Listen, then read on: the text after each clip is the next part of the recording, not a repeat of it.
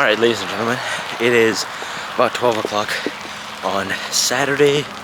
Is it November 16th? And it doesn't show me. Hold on. Yeah, Saturday, November 16th. It is 6 degrees Celsius outside, and it is raining. I'm not gonna lie, thought it was raining a lot lighter than it is, but whatever, we'll deal with it. Didn't obviously bring my umbrella again, but I think I'm just gonna have to keep the recording short again, which kind of sucks because I have a lot of thoughts to share on the importance of reset days, what they are, and how you can incorporate them into your days, because they will completely change how productive you can be. And B, the Mike Tyson fight, because I watched it yesterday and feel like the general sentiment is thoroughly underwhelmed, but we'll get into that. Although I will try and keep the recording short, don't want the camera to get soaked. But yeah, let's get into that after I quickly run like a good stretch here, pull the camera back out and keep recording. All right, let's go.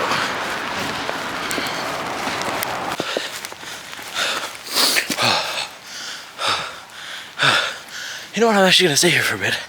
Just pace back and forth to catch my breath. Now to you guys, that just looked like seconds, but I just ran about half the run pretty fast. So I'm gonna take a break and do some talking, because otherwise this video is gonna be 30 seconds long. Fortunately, this tree up here is completely covering us. We're not getting that wet. But I will say my hands are freezing. Definitely should have worn my gloves. I don't know why I didn't. All right.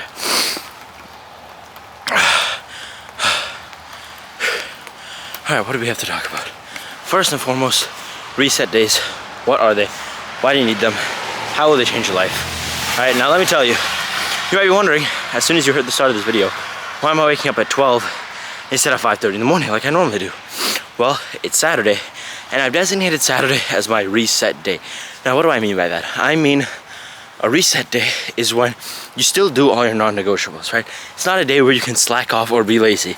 In my opinion, I think there's a difference between a reset day and a rest day. Rest day is where you try to do the least amount of physical activity or mental activity, depending on what your area of skill is. You try to do the least amount of that as possible so you can rest up for the rest of the week. So for example, taking a day off from working out. But a reset day, in my opinion, is where you're still doing all your non-negotiables, you're still working, but you ease up just a little bit, just enough to give you that sense of break, but still being active enough that you're getting a lot done. So the best way I can compare it is CBum. In his episode with Chris Williamson, their podcast episode, he talks about the cookie. Now, the cookie is essentially him saying when he is obviously trying to get super shredded for Mr. Olympia, having the best physique humanly possible, every now and then he'll have a craving for a cookie. Obviously he can't eat them because it's too much sugar, might increase his body fat percentage. He's got to be really lean.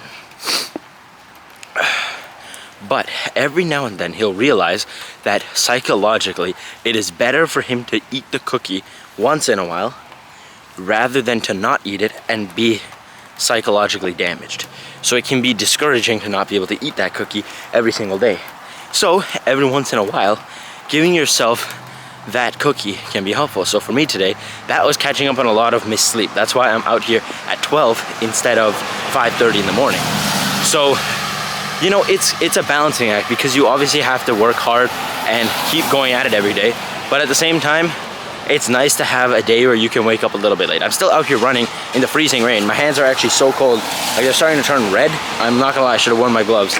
But it's nice to actually catch up on that sleep, because now I feel rejuvenated and ready to run. If I ask myself to wake up at 5:30 again today, there's a good chance I may have tried to skip this workout.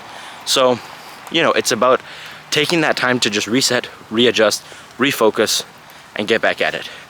Now, we've been talking for quite a minute, so I'm just gonna run until I get to the next tree. Make sure there's no car behind me. We're good. All right, let's get to it.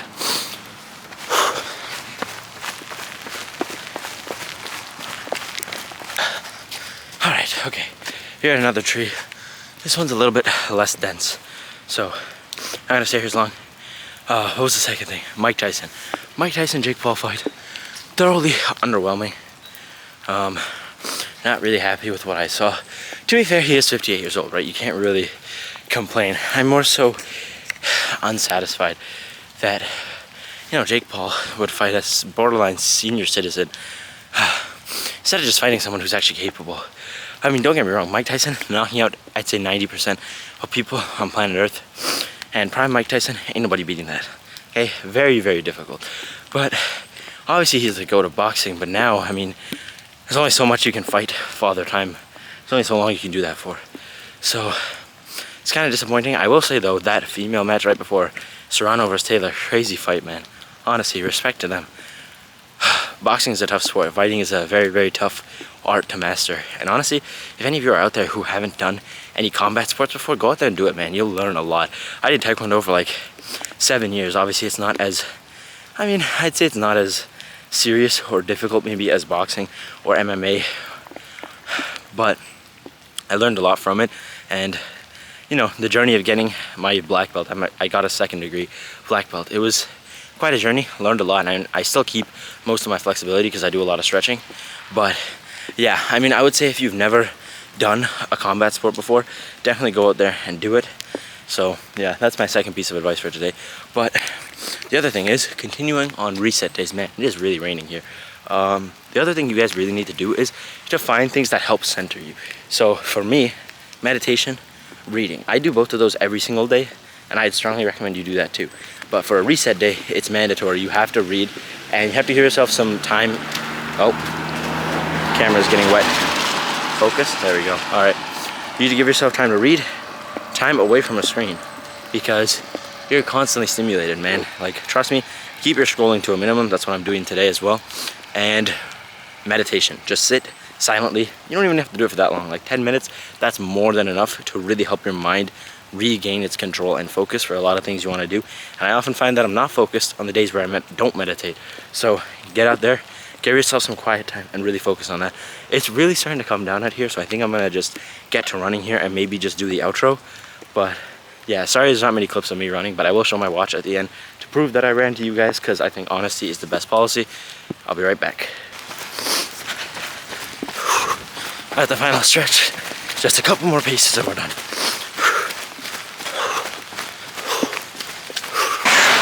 All right, so we are done today's run.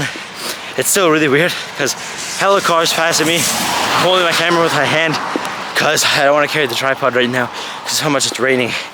But yeah, anyways, thank you for tuning in to today's episode. I hope you guys understand the importance of taking a reset day. You got to give yourself that cookie every once in a while. Whew.